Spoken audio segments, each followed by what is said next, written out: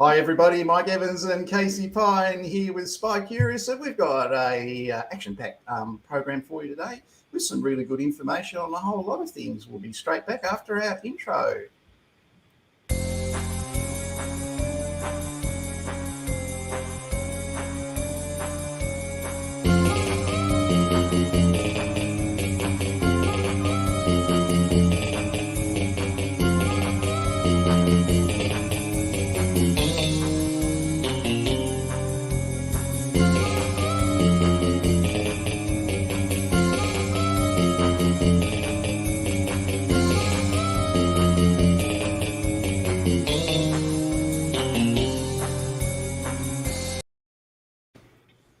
Oh boy, we've just had an action-packed AIRLAP meeting. How are you, Casey? I'm fantastic, thank you, Mike. That was a really interesting presentation by Matthew Seeto. It's really got me thinking about all the different things we could be investigating in the future. My word, it's going to be a big future for workers' compensation investigators throughout Australia. A very complex future, and it's going to be something that they have to be very exact about in relation to people's illnesses and their expenses from it. So very interesting presentation by Matthew for AIRLAP members today, and I'm really pleased to see that him do that. He's a very busy man, and to give up his time was absolutely fantastic. So I'm going to go through a couple of things that I've got to share with you. First of all, there's some job vacancies out there, and I made a little video of that today, I hope, if I can find it. No, I didn't. I'll put it somewhere else, so I'll have to find that later. But a couple of things that have happened in the news this week. Down in New South Wales government has been sending out debts to people via a robot that no human has ever touched or been involved in. So this is Centrelink's robo-debt part 2, all happening again. In the Gold Coast, a police officer is suing Dreamworld over him being at the tragedy where the people were killed on the ride there, which is a terrible, most unfortunate accident. He didn't see it. He was there in the aftermath, and he had to hold a tarpaulin over the bodies of the people who were deceased at the scene. So he's put in a workers' compensation claim in relation to that. Hi, Renee. Hi, George. Good to see you again, George. It's been a long time. So that's happened in Queensland, and it's underway. One of the presentations this week from industry associations was defamation and liability in relation to the Vola matter and what's happened since, and precedent law. So that's something that's happened this week. People, if you're going to get into presenting online and have that persona, that sort of thing, you've got to take it up an extra 20 to 30% when you've got your own personal brand and you're doing it. You should wear bow ties or braces or something like that, just to get it up there and be a little bit more animated. Lose the lawyer stuff, people. So that's just something personal that if I can give a suggestion that nobody wants. This is a beauty. This is a really good one. Okay, over on LinkedIn, all-round great person, Rachael McIntosh has had an appointment to the Victorian Department of Families, Fairness and Housing. And congratulations to that department on their excellent choice of Rachael in the new role. You can see all about Rachael on LinkedIn, where she's worked, background, who she's worked for, the role she's had in risk management and anti-terrorism and emergency risk, and as a risk coordinator, investigator and a forensic photographer, and as a police officer. She's studied at Charles Sturt University, the Victorian University. But wait for it, people, more important than that, as you scroll down through Rachael's education, you see 3 absolutely important qualifications that she got over 10 years ago and 8 years ago. So her diplomas of risk security and risk management, government investigation and government fraud control way back then, along with her other study, have helped Rachael advance through her career, which was already excellent despite the study, to gain that really great position today. And we are just so proud of Rachael, who is a fun person. I met Rachael on one day in Melbourne, the day after I think she won the hockey grand final for a hockey team. Now, I don't think, and she didn't imply in any way that it was an Olympic standard hockey, but it wasn't exactly hit and giggle either, and Rachael was very proud of herself that day. So well done, Rachael. We're really proud of you here at the Australian Security Academy, and the Victorian Department of Families, Fairness and Housing is richer for that appointment. Yeah, so that was Rachael McIntosh. Well done, Rachael. We're really pleased to see that on LinkedIn. It just shows you the value of getting your nationally recognised qualifications and just adding that to your career as you go. You grow with those, and you get a senior appointment as a result of it. Casey, what have you got for us today?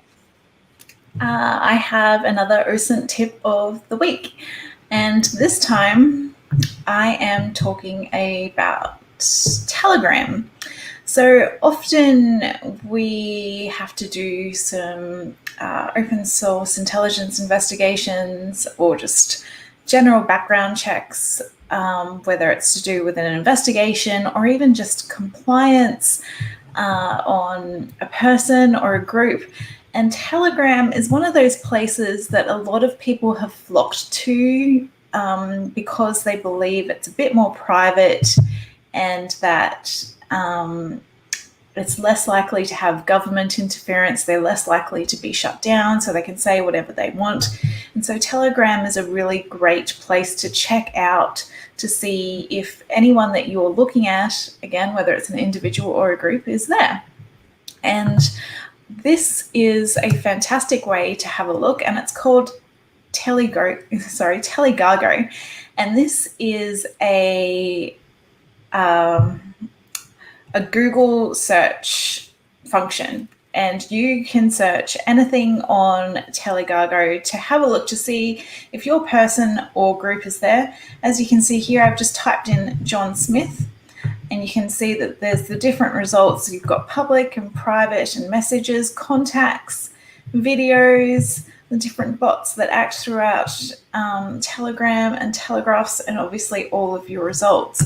So it's just a really fantastic low attribution way to have a look at Telegram to see if there's anything that you should dive further into, because often we don't really like using our sock puppets that we've got well established. I know I don't on Telegram. Just for small things. You don't want to go into a group if there's nothing there, and that's a great way to have a look. And you can see here, if I, don't tell me I put the same thing up twice. I did. But it brings up all of the John Smiths. It brings up everything, all of the messages with that name related to it. You can have a look at groups. It's also really good for I read that bullying and harassment, often people create little groups on Telegram about someone. I know that the government will definitely be watching closely the different groups that people have on there, especially to do with the rallies that are going on around Australia, in Melbourne and all the different capital cities, because they have different groups in there. And my screenshot that I was supposed to bring up was it's a website called Telegram Papa, and if you go on there, if you just Google Telegram Papa, it'll bring up all of the different, you can search Australian groups, popular Australian groups, and just have a look at them. And yeah, you can see when different things are organized, you can see who's in them, and then when you've kind of established that there's things there that you would like to have a look at, then you can pick up your phone and go in there with an account. Fantastic. Really great tip, Casey, as always. John Smith was a good choice. Yeah. I actually found a couple of different people that organise rallies, and but I didn't want to really dox them on the internet. So, Fair enough. But it's just a fantastic way to have a look at this kind of stuff. Okay. If you're wondering why I'm here looking like I'm about to be hit by somebody because I'm leaning, it's my camera. It fell over when I was starting up today, and it's been held together by band-aids at the moment. So I hope it stays there and doesn't fall over. It's not your eyesight. It's just the way the camera fell, and I couldn't put it back in time. So other news, a lady's been charged with fraud over mouse clade claims. So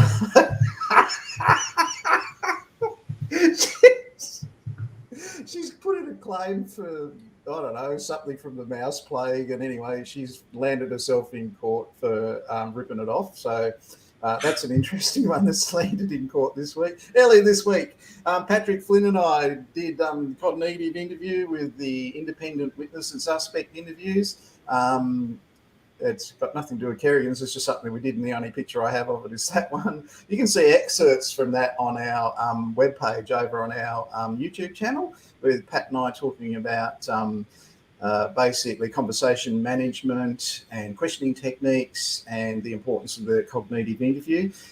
Found those jobs, so I'll play my jobs, which I couldn't find before because I've got Job of the Year in here today. It's a real beauty.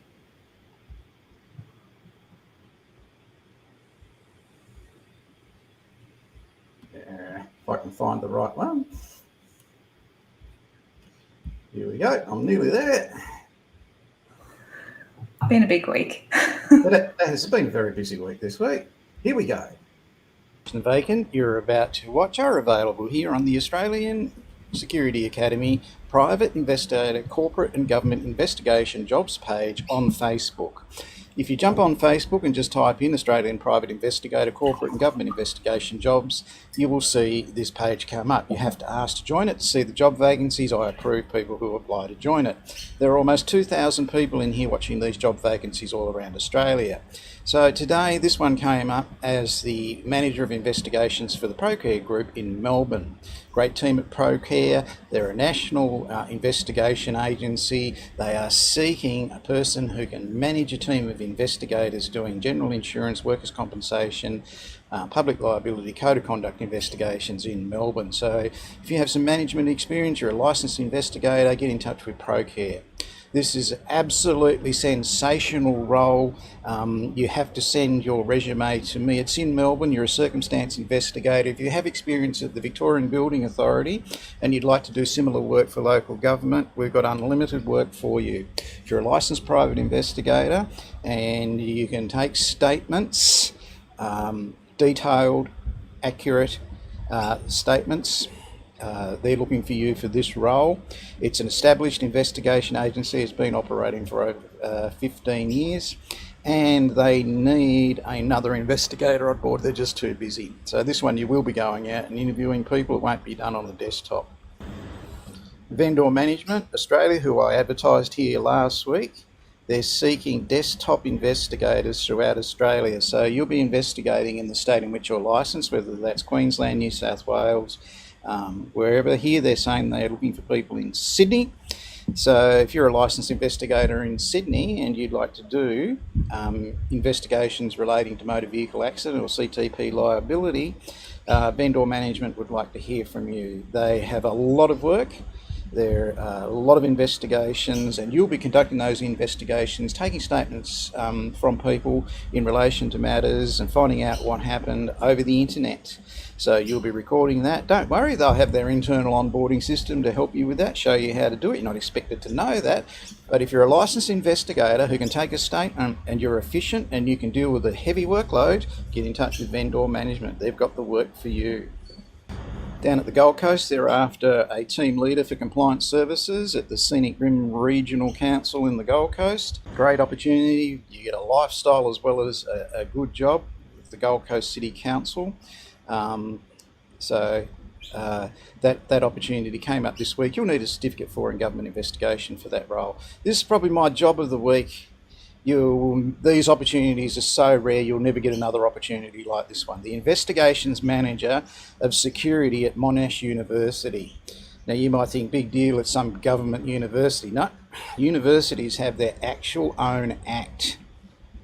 And you will be the Manager of Investigations for that entity. and you will have one of the strongest, highly trained and professional teams behind you. So you'll be working in a professional organisation that's managed by professionals, where professionals work. If you think you're going to have a whole bunch of security guards underneath you who can't read, write and speak English and don't know which way is up or down, you're wrong. This is a professional team and you'll be leading it. They have high expectations of a return to international students, and ensuring the safety of international students is one of the big priorities at Monash University, and they do it very well. It's amazing to see what they actually do there, and you're going to be the investigations manager for the various issues that happen on campus at Monash. I cannot recommend this role more highly. They're offering very good money. They're seeking a very good investigation professional. So if you are licensed and you are highly experienced, ladies and gentlemen, apply for that job. You will not. The Salvation Army are looking for a safeguarding investigator in Melbourne. Salvation Army has a whole range of services that it does, and in this case you'll be looking at investigations into allegations of abuse and harm to children. So that will be part of your role. So if you're looking for that kind of thing, get in touch with the Salvation Army. That job was advertised on Seek earlier this week. Synergy Workplace Investigations are looking for investigators in Brisbane for short-term work. I don't know, they never ask for licensed investigators. I'd be cautious. Suncorp last week advertised for a detection specialist in banking and financial services. There are numerous roles in banking compliance at the moment, with anti-money laundering, fraud issues, that sort of thing. So Suncorp Metway have got a job there as well. Down in Hobart, there are a couple of amazing roles down in Hobart at the moment. This one's for the Department of Justice, DOJ in Hobart. We have several Australian Security Academy student graduates who are working there, and they're looking for another person there. So great opportunity down in Tassie, my home state. And if you've got a Diploma of Government Investigations, get in touch with them and apply for that job. The Gold Coast City Council are after a principal investigator for the City of Gold Coast. That's over and above the one I spoke about earlier. You'll need a Diploma of Government Investigation to secure that role. Up in Brisbane, where we have quite a few Australian Security Academy graduate students working for the Brisbane City Council, local government, they're looking for a principal investigator up there too, so you'd need at least a Certificate 4, more likely a Diploma of Government Investigations to secure that role. They want qualified, trained professionals in the Brisbane City Council. Okay, that Monash University job, that is my job of the year. If you can score that job, you'll be in one of the most professional teams in Australia. Now, just like we have in the investigative services community, AIRLAP, the Academy of Investigation, Risk and Loss Adjusting Professionals, which is an industry association to support excellence in the investigation community, and as we saw today, it does it very well. Okay, so do Monash University and other universities of the same ilk. Now you think, oh yeah, they're just taking all this money, all these overseas. No, those people are investing in their future, those students, and the investigation and security roles in those universities where they have their own act. It's pretty incredible. They are really high level positions, and they have an actual industry association. So let's just have a little look at their industry association.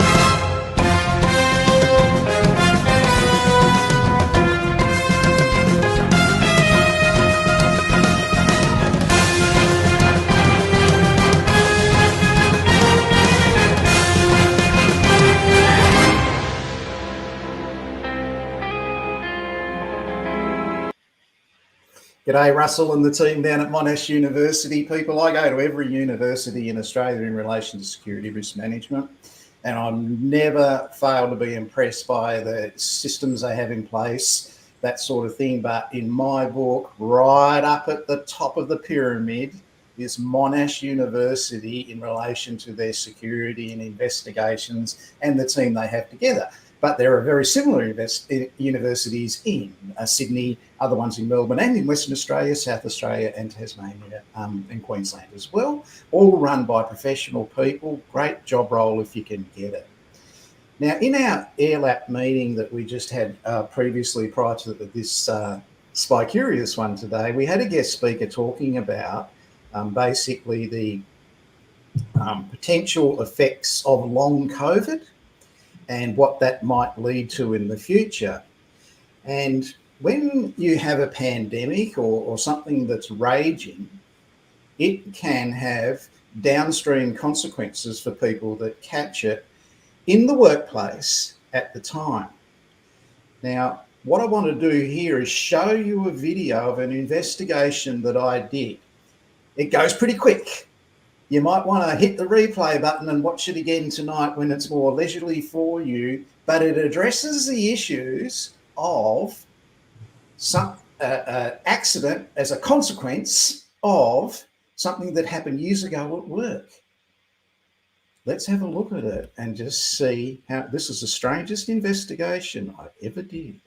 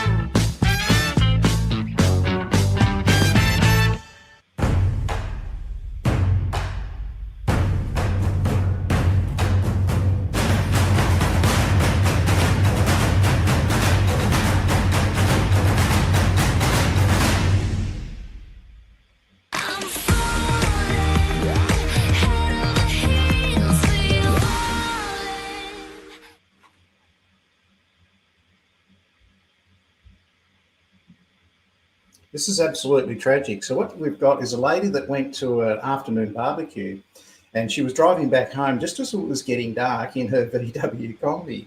She hit a black steer which was standing in the middle of the road in the dark. She didn't even see it. So she hit that steer, it died instantly, it didn't suffer.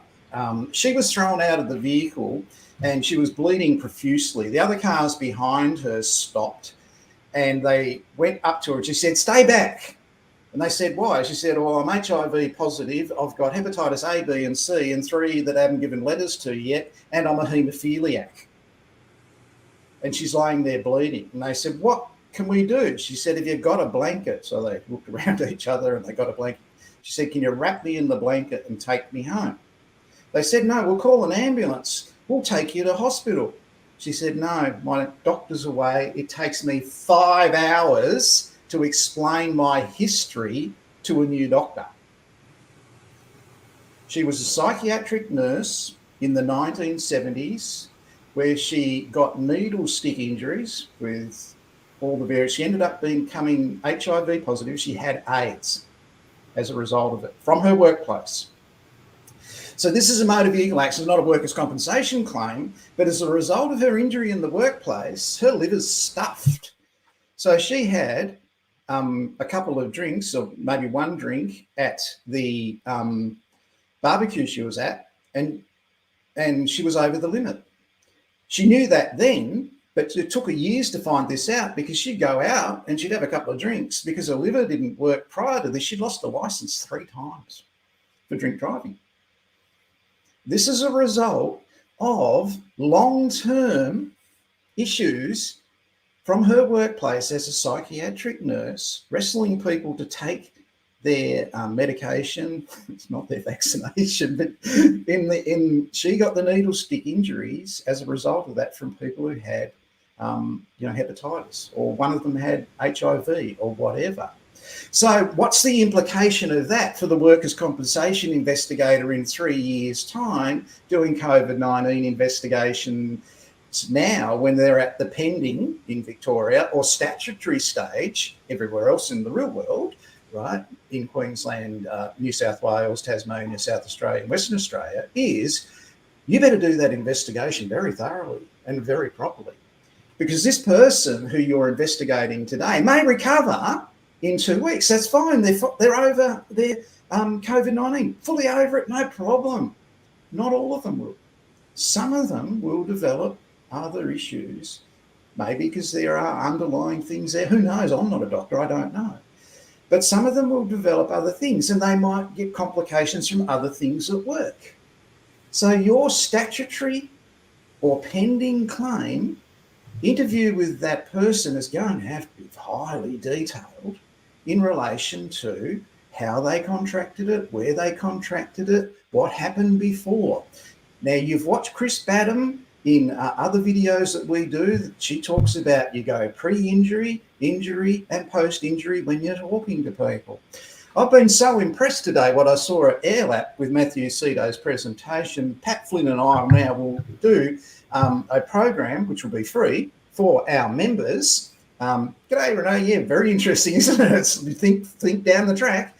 Right, so Pat Flynn and I put together later in January next year, a workers' compensation interviewing program for you. So you can look at the statutory issues, the pending issues, and ultimately what will be the issues for common law. Now, the common law issues will be for the employer, failed to provide a safe place of work, needle stick injuries or whatever.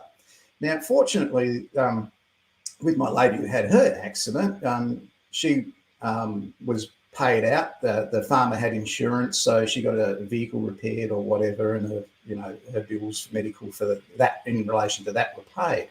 But that's a very difficult situation to be. 5 hours to explain your history to a new doctor.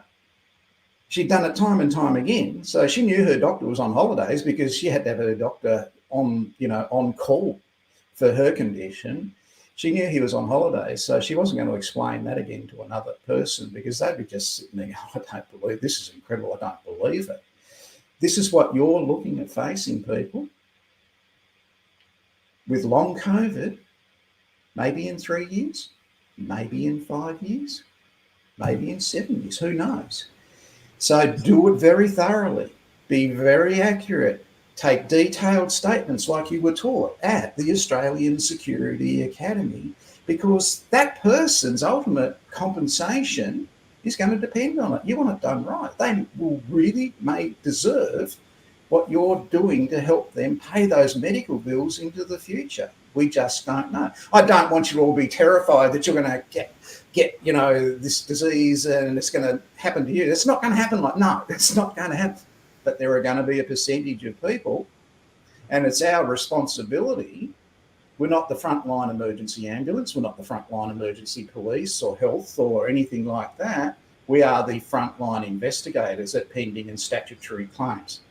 So it's not frivolous. It's not just do it and go through the motions. It's be very, very detailed. And if that person contracted it at work, then they will receive compensation. And that will all come back to your interview with the witnesses and the claimant at the pending stage. So that's very rewarding and something to think about. So people, that's our 30 minutes for this week. If you enjoyed it and you want to see any of those jobs, just hit replay. You can watch it again this afternoon. You can watch it again tomorrow. If you want to see any other, what Casey's tip of the week was, just hit replay and go back to that, and you can see that there. If you want to find John Smith, it's a shame. How to find John Smith. Casey's really looking forward to the school holidays. How long does it last for, Case? Too long. Very long time. It's only 6 weeks. It's not long at all. So we'll be back next week, people, to with another program. I hope you enjoyed it today. I hope you got some value of it. Please do those pending and statutory claims very thoroughly for COVID-19 related claims, and we'll go out with my favourite way. All right.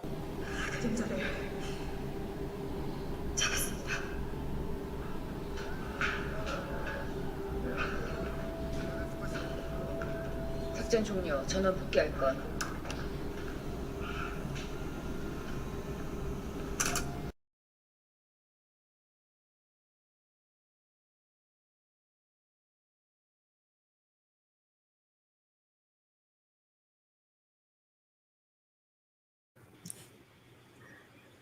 That wouldn't go away.